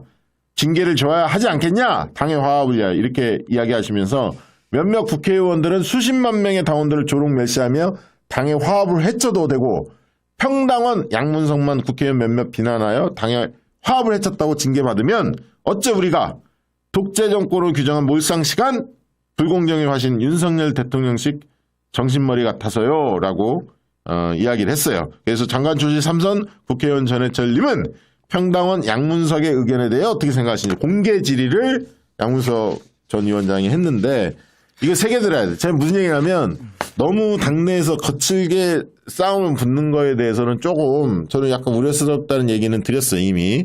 그 얘기는 왜냐하면 지혜롭게 대처를 해야 한다. 왜 당원들의 마음이 어디 가 있는지 많이 확인되고 있기 때문에 굳이 불필요한 자극을 해서 당내 갈등 요소를 크게 벌릴 필요는 없다고 봐요. 당원들을 믿고 정권법으로 대처하면 되고 엊그제 B 소장으로 유명한 심리학자 김태형 소장님께서도 양문석 전 위원장에 대한 웹자부를 보시면서 오히려 본인이 왜 개혁적인지 왜 좋은 일꾼인지에 대해서 개혁성에 대해서 안산 시민들한테 알려내고 그러면서 전해철 의원이 이런 문제가 있다라는 거 알려내는 게 그게 오히려 더 효과적일 거다 이렇게 조언도 해주셨는데 어쨌든 제가 늘 이야기를 합니다만 그렇게 좀 지혜롭게 가야 본선에서 또 앙금 때문에 본선에서 안 돕고 이런 게 좀 최소화되고 마치 대선처럼. 예, 시너지가 날 수 있다. 그 얘기는 좀 지혜롭게 그래서 대처한다는 주문은 하고요. 다만 양문석 위원장이 주장했던 안의 내용에 대해서는 저도 100% 동의해요. 이전에도 이야기했죠. 왜 내부 총질하고 그 흔히 말해 이재명 대표 흔들고 당원들을 모욕을 줬던 사람들은 왜 당원들의 상처에 대해서 한 번도 생각 안 하냐 이거야. 그리고 개딸이라고 그 폄훼했던 그 개딸들이 자기 돈 내고 그렇게 물론 그 중에 그 과격하게 대응을 해서 눈살을 찌푸리던 사람도 있어요. 근데 그거 개딸도 있죠. 개딸 아닌 이관계도 있는 거고 당원이 아닌 사람도 있고 다양하거든. 그걸 뭉뚱그려서 마치 개딸이라고 규정하면서 개딸의 이미지를 이상한 쪽으로 몰고 가고 있단 말이에요. 그 사람들이. 그래서 분노하는 거예요, 사실은. 근데 자기들의 행동에 대해서 한 번도 뉘우침이나 반성 없이 이렇게 손가락질하고 이러니까 열받는 거죠. 예, 눈물 나는 일입니다. 저는 양문석 위원장님 건 보면서도 참 할 말이 많습니다만 하나는 우리 지도부 대표께서 이런 정도의 당부랄까 극단적 상황으로 가지 않기 위한 안전장치 정도, 최소한 안전장치 정도 이제 말씀하셨다고 생각하고요. 저도 우리 박 대표님 말씀처럼 정당이 이러면 안 됩니다. 당원이 적극적인 지지 의사를 밝히고 적극적인 입장을 낼 때 응원하고 격려하고 박수 쳐주는 게 정당입니다. 당원인지만 당원인지도 모르고 사는 사람들이 오히려 문제인 것이지. 그렇죠. 적극적으로 권장해 줘야 됩니다. 더 열성적으로 활동하라고 말씀해 주셔야 됩니다. 그래서 저희 더혁신회의는 개딸로 또는 적극적 훌리건으로 능멸당하고 또 비난당한 이런 모든 우리의 적극적 당원들이 질서 있는 혁신의 대열에 동참해서 네. 정말 혁신당원을 대대적으로 모집해 가지고 궁극적으로는 2024년 내년 총선에서 네. 정말 혁신적인 후보를 지지하고 응원하면서 그들을 원내로 진입시켜 가지고 혁신을 완성할 수 있는 주체가 돼 주십시오. 오히려 또 우리 양문석 위원장님 응원합니다. 왜냐?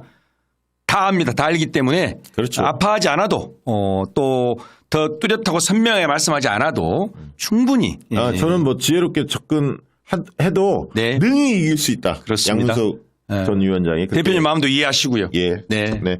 자, 그리고 강 의원이 혁신 의원인지 이름인지 모르겠다는 분도 누가 댓글에 아까 올랐는데 강 의원이 이름입니다. 아버지. 왜 태어날 때는 우원으로 지었다가 왜 막걸리 드시고 면사무소 가서 하나를 더 끄서불어 가지고 강 의원이 됐습니다. 아버지. 네. 죄송합니다. 아버지. 네. 자, 저희가 오늘 정청래 의원이 아침에 저한테 전화 와서 당원 소환제를 물어보더라고요. 근데 오늘 당원 소환제하고 대의원제 폐지와 관련해서 당원 소환제를 보다 적극적으로 도입을 해야 한다. 이제 그 말씀을 정청래 의원이 최고위에 발언을 하셨는데 굉장히 의미 있게 네.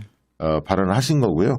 다만 이제 그 내용 중에 국회의원은 해당이 안 된다 이렇게 얘기하셨는데 국회의원도 해당이 됩니다. 지금 당규에 당원 소환제가 규정이 돼 있고요. 당원이라는 파트에 들어가 보시면 당원 소환제가 있습니다. 저희 혁신위에서 저 안도 논의를 했는데 그래서 이제 흔히 말하는 당원 소환제의 그런 요건을 지금보다 완화해야 한다는 게 다수의 주장이었고 특히 이제 지역위원장이 지금은 30% 이렇게 돼 있거든요. 30%가 동의해야 선출직 그다음에 이제 시도위원장은 25%, 그다음에 이제 전국 단위 선출 그러니까 당 대표나 최고위원 이런 사람들은 20% 이렇게 돼 있는데 특히 이 조건을 어떻게 완화할 거냐 이 부분이 굉장히 중요하고 이런 제도가 있다는 걸 많은 당원들이 모르고 있기 때문에 잘 모르시죠. 환기시키는 차원에서 아마 정청래 의원이 발언을 하신 것 같아요.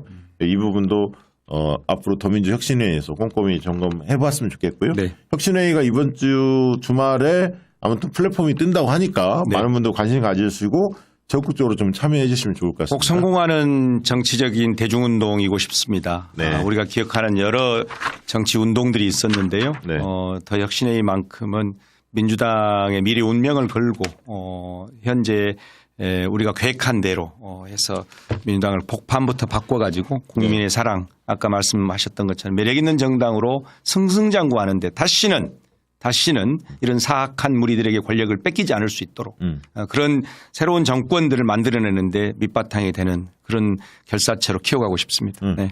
저는 사실 민주당이 오히려 지금 시기에 막 입당 운동도 더 세게 해야 한다고 보는 거예요. 그렇습니다. 후쿠시마 싸움 제대로 하면서도 그렇습니다. 당원들 가입해도 지금 원래 권리당원 지금 240만입니다. 그러니까 한 달이라도 당원으로 당비를 낸 사람이 240만인데 이런 분들이 300만, 400만으로 가면 그거 총선 해보나 말아요. 잠자는 당원들 다 깨우고요. 그렇죠. 또 당원인지조차 모르는 분들에게 다시 노크하고요. 또 당비 내다가 중단한 분들한테 호소하고요.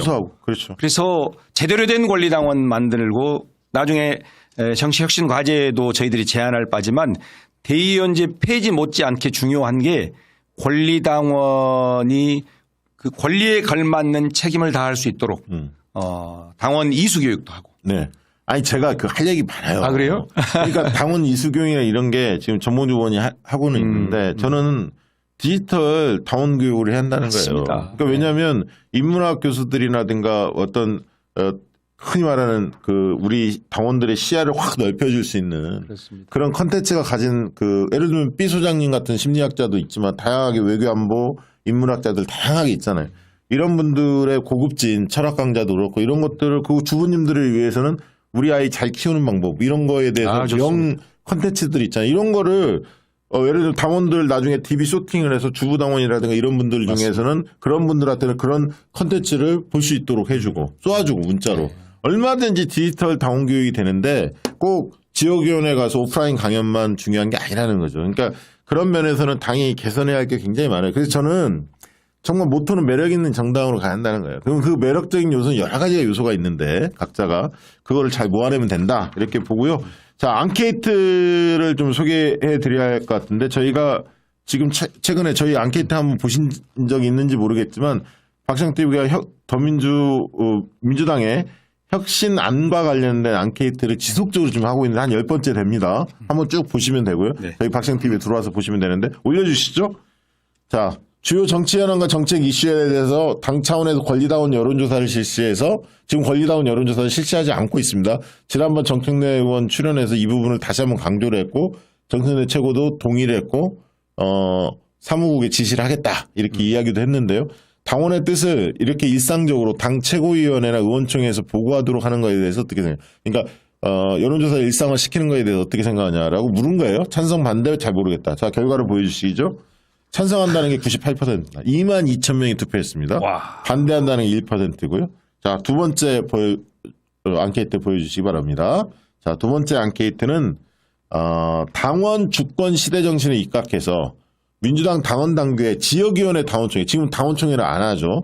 이거를 당원총회를 해야 당원들이 가서 발언할 수가 있고 정치 시인들이 그 쉽게 얘기하면 자기의 자질이나 이런 것들을 뽐낼 수 있는. 그래서 선출직에 그 희망 있는 사람들이 아래로부터 이렇게 그 성장할 수 있는 토대가 당원총회입니다, 사실은. 그 당원총회를 하고 2부 때는 뭐 지역 봉사활동 같은 거 같이 나가도 되고요. 이런 당원총회를 정례적 개최를 의무화시키는 거. 그리고 개최하지 않는 미개최 지역위원회의 경우에는 당무감사에 반영을 해서 분리를 당연히 줘야 합니다, 지역위원장한테. 이런 방안에 대해서 어떻게 생각하냐. 찬성, 반대 잘 모르겠다. 이것도 저희가 혁신안에 들어 있습니다, 사실상. 이 여론조사 결과도 보여주시기 바랍니다. 찬성한다는 게 96%, 반대 1%. 이것도 17,000명이 투표를 했고요. 세 번째입니다. 민주당 당원 단계에 해당 행위를 했거나 심각한 문제를 야기한 선출직 공직자에 대해 아까 이제 그 얘기입니다. 당원이 직접 소환할 수 있는 당원 소환제. 요건을 현행보다 완화시켜서 당원권을 강화하는 것에 대해서 어떻게 해요? 찬성 반대 잘 모르겠다. 결과 보여주시죠. 23,000명이 그 투표를 했고 찬성한다는 96%, 반대 3%. 이렇게 조사가 됐습니다. 이런 의제들을 저희가 계속 박시영TV에서 앙케이트를 통해서 우리 당원들이나 지지자들한테 환기를 시키는 겁니다. 아, 이런 혁신안이 있을 수 있겠구나. 이런 혁신안들이 앞으로 쭉 논의가 되면 나는 내 입장을 적극적으로 커뮤니티나 주변 지지자들한테 알려야겠구나. 그거를 저희 유튜브가 선도하고 있습니다. 지금 한 열 몇 개를 했습니다. 쭉 내용을 볼 수가 있어요. 박시영TV 들어가면. 이 하나의 질문이 열 몇 개입니까? 열 몇 개가 돼 있고 지금 계속 하고 있고 앞으로도 계속 할 겁니다. 더 혁신회의에서 검토를 해보십시오. 검토하고 하나의 그 토론해가지고 네네네. 저희들도 당에 제안하는 그 네, 과정을 그렇게 거쳐보겠습니다. 하면, 정청래 의원도 당원 소환제를 왜 좋습니다. 발언했냐면 오늘 아침에 전화 와서 박시영TV 앙케이트 봤다는 거예요. 그래서 당원 소환제에 대해서 묻더라고. 제1야당의 수석 최고께서 아침에 전화해서 자문 구하는 우리 박시영 대표님. 아니 뭐 저희 자랑하려고 하는 게 아니라 앙케이트 이런 것들을 하는 의미가 있구나. 저런 분들이 보고 그렇게 최고위에서 발언하니까 감사한 느낌이 들고요. 함께 노력한다는 느낌이 들어서 정말 저 고맙게 생각했고 감사하게 생각했어요. 저희들도 많이 참고해서 더 배우면서 혁신 의제를 설정하는 데 반영할 수 있도록 그렇게 하겠습니다. 시청자 질문이 몇 가지가 나왔는데요. 박성희 님이 박지원 부위원장님, 박진영 민주당 혁신위원장은 누가 되는지 언제 발표하는지 이거는 모르죠. 근데 조만간 발표하겠죠. 네, 이번 지금 주 거의 정도엔 마무리 되지 않겠습니까? 넘기지 않을 거고 아마 가능하면 주초 넘기지 않을 것 같다는 얘기가 있습니다. 그때 얘기한 거는 이제 뭐 과거의 발언이라든가 흔히 논란이 될 만한 것들 다 이제 세 분 다 이제 흔히 말하는 좀 찾아보고 그런 것들 스크린 작업들을 좀 하고 있는 것 같고요. 네, 그렇습니다. 잘 결정하시겠죠. 네. 칼릴 지브라님이 용해인 의원님은 다음에도 당선될 여지가 있나요? 민주당으로 오셔서 출마하면 안 될까요? 젊으신 의원님의 공력과 열정이 대단하십니다. 용해인 의원이 일당백이죠. 정말 일당백이고 많은 분들이 그래서 기본소득당에 대해서 관심을 가지고 있고 용해인 의원이 나오면 그 지지하겠다 이런 분들도 상당히 많습니다. 그리고 지난번 저희가 앙케이트 조사했을 때 민주당을 제외하고 군소정당 중에서 어느 정당은 비례로 지지할 의향이 있냐 했더니 저희 지지자 그룹에서는 거의 한 60, 70%가 기본소득당이었고요. 두 번째가 진보당, 세 번째가 정의당 뭐 이런 순서였거든요. 그래서 그만큼 용해인 의원에 대한 기대감이 엄청나다는 걸 저희가 확인했고 저희가 한 달에 한 번 정도 용해인 의원을 모시려고 합니다. 학생TV에서 이야기가 되고 있고요. 용해인 의원에 대해서 정치적 행보에 대해서는 기본소득당 내부에서 좀 복잡하더라고요. 저도 알아봤는데 내부의 노선이 좀 많이 다른 그룹들이 서로 존재하고 있고 용해인 의원도 여러 가지 고민을 하실 것 같은데요. 제가 그래도 정치 컨설턴트니까 만나서 무료 상담 좀 해드리려고 생각하고 있습니다. 우리 기본사위원회의 민주당 기본사위원회 자문위원이셔요. 용해인? 네, 깜짝 놀랐습니다. 왜냐하면 정당사의 정당 간 연합을 통해서 특정 의제, 담론과 관련해서 합의를 보기가 쉽지 않거든요. 기본소득당 대표인데도 불구하고 민주당 기본사회위원회 그 위원장이 이재명 대표신데 거기에 자문위원이죠. 자문으로 위원장으로 위촉했는데 참 보기 좋았고요. 저런 정도 연배, 저런 정도 통큰 정치 참 부럽기도 했고 많이 응원하고 격려 지지해 줘야 한다고 생각합니다. 네, 맞습니다. 기본소득당이잖아요. 이름이. 네, 맞습니다. 자, 도킴님이 김도 박시영 대표님 빨리 인천에 나올 분들도 찾아줘요. 제가 무슨 아무튼 인천도 중요하다. 특히 이제 송영길, 윤관석, 이성만 이 분들이 좀 어려움을 겪고 있기 때문에 그리고 인천을 잘 다지려면 충청이 또 중요하다 늘 얘기를 했죠. 그래서 저도 인천 쪽에 최근에 이제 그동안에 이렇게 관망했던 분들도 인천에서 좀 나와 보려고 하는 분들이 제법 있다는 거를 더민주혁신회의 가서도 좀 파악도 했고 제 네이버에 눈치채셨죠? 싹 잡히고 있습니다. 네. 그래서 좋은 분들 많이 지금 자문을 해드리고 있는데 그래서 지난번에 제가 정치 시인도 모아놓고 1차 한번 특강을 했었어요. 한 4시간 동안 제가 강연하면서 정말 진짜 저 교통비도 안 나오는 돈 받고 옛날에는 진짜 단위가 훨씬 컸는데 아주 저렴하게 정치인들을 한 30명 초청했는데 한 40명 와갖고 강의 들었고요. 이번에 8월 19일 한 번 더 하려고 합니다. 왜냐하면 더민주혁신회의 때문에 거기에 교육을 시켜야 할 사람이 너무 많아. 준비 안 돼 있어 선거는. 그러니까 정치적으로는 준비가 돼 있는데 정치와 선거는 또 다른 영역이에요. 저는 그 얘기는 꼭 드리고 싶었는데 그래서 더민주혁신회의 이런 분들 좀 와서 교육을 좀 시켜야 할 것 같아서 아무튼 8월 19일 날 2차를 제가 또 하기로. 한번 저희 더혁신회의 중에도 저희 혁신회의의 구성원 중에도 필요한 분이 있으면 저희들이 조직적으로라도 들어야 돼. 제대로 대우하면서 아니 제대로 대우 안 해도 돼요. 그건 제가 모셔보겠습니다. 재능